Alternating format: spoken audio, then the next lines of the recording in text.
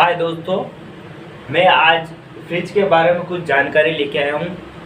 अच्छी लगे तो बताना।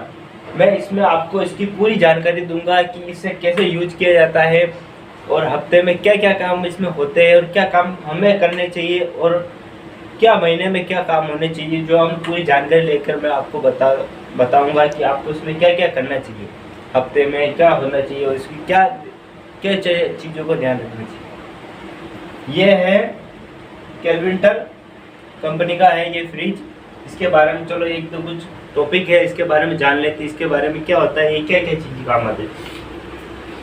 इसमें यहाँ लिखा है 10 years warranty, technical valid, inverter compressor. मतलब इसका मतलब है कि ये इस फ्रिज की वारंटी है ना 1 साल की है और 10 ईयर में 10 ईयर वारंटी। मतलब इसके कंप्रेसर मतलब इसकी कूलिंग की है, जो हमें हमारे जो इसको ठंडा रखती है। तो अगर इसको खरीदने के बाद कुछ भी हो जाए तो हमें 10 साल के अंदर अंदर कुछ भी हो जाए और ठंड मतलब उसकी कूलिंग में कुछ फ़र्क आ जाए तो हम उसे कह सकते हैं कि भाई हमारी कूलिंग में प्रॉब्लम है और हमारे को ठीक करके दो। तो वो हमें वापस इसे रेडी करके वापस ठीक करके देगा। इसके लिए इसके 10 साल की वारंटी है।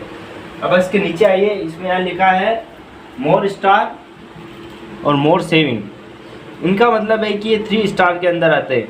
तो मतलब कि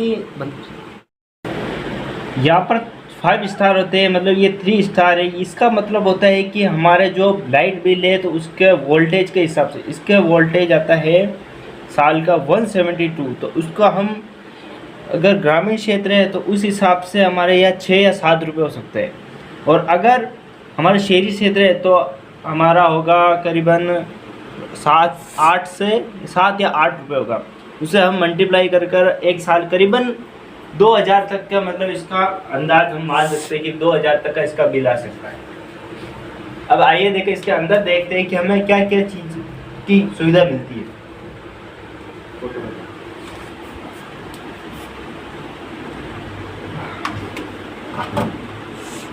ये है उसका रेफ्रिजरेटर का अंदर जो इसको पूरा ठंडा रखता है। इसमें हम कुछ भी रखते हैं तो इसमें की चीज़ मिलता है हमें, कुछ जो चीज़ को ज़्यादा ठंडा रखना है उसके लिए। और ये बटन है, इसको हम क्या काम ले सकते हैं।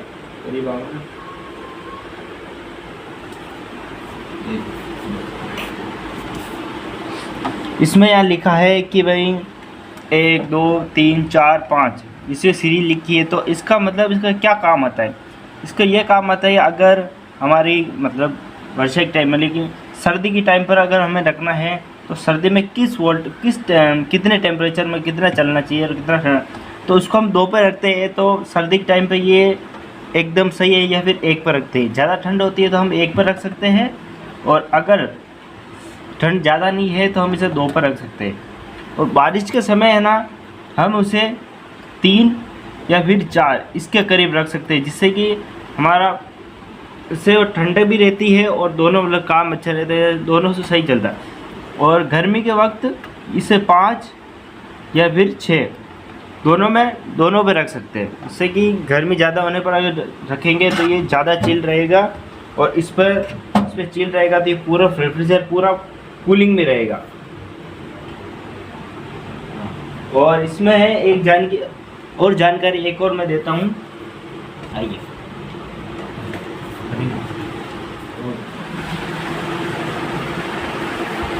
शक्ल दिख फिर रेफ्रिजरेटर के पीछे मतलब ये एक टब टाइप का बना रहता है, जिससे कि हम अगर इसे स्विच को बंद करेंगे या फिर उसको बंद करने पर या लाइट जाने पर वो पानी है ना पिघल का जो पानी आएगा वो इस टब में आएगा। तो इसे हम हफ्ते भर में अगर खाली करेंगे तो ज़्यादा बेहतर रहेगा। और ध्यान रखें कि इसे इन वायर्स को चूहे या कोई भी अदरवाइज कटिंग ना हो या कटे ना, ये चीज़ों का हमें विशेष ध्यान रखना चाहिए। रेफ्रिजरेटर के बारे में जानकारी अच्छी लगी हो तो लाइक और सब्सक्राइब करना। इनमें एक चीज़ और छोटी सी चीज़ है जो मैं आपको बताता हूँ। इसमें ये जो बटन है, ये बटन में अगर इसे हम कम या ज़्यादा भी कर सकते हैं, पर इसमें एक और चीज़ है। अगर हमारे टाइम पर अगर चीज़ है, अगर ये ऐसे चिपक गई अगर कूलिंग की वजह से, तो हम इसे बटन को पुश कर अगर बटन को दबाने पर ये है ना चीज़, ये पूरा बंद हो जाएगा और उसके बाद हम इसे निकाल सकते हैं और पूरा ये पूरा पिघल कर ये पानी नीचे की तरफ जाकर वो टब में चला जाएगा। इससे ये फ़ायदा होगा कि अगर ये चीज़ अगर हम इसे इसे अभी पुश खींचेंगे तो ये होगा कि जैसे ये दिख रहे हैं, ये हमारे जो कूलिंग की ये अगर कटने लग जाएगी तो उससे क्या होगा, हमारे रेफ्रिजरेटर की कूलिंग है ना उसमें ख़राबी आ सकती है। इसलिए इसे ऐसा खींचने की बजाय इस बटन का यूज़ करो, इसे दबाए, इसे दबाने पर ये पिघलने लग जाएगा और हम इसे वापस आराम से निकाल सकते हैं। ठीक है, जानकारी अच्छी लगी हो तो हमारे चैनल को लाइक और सब्सक्राइब करें।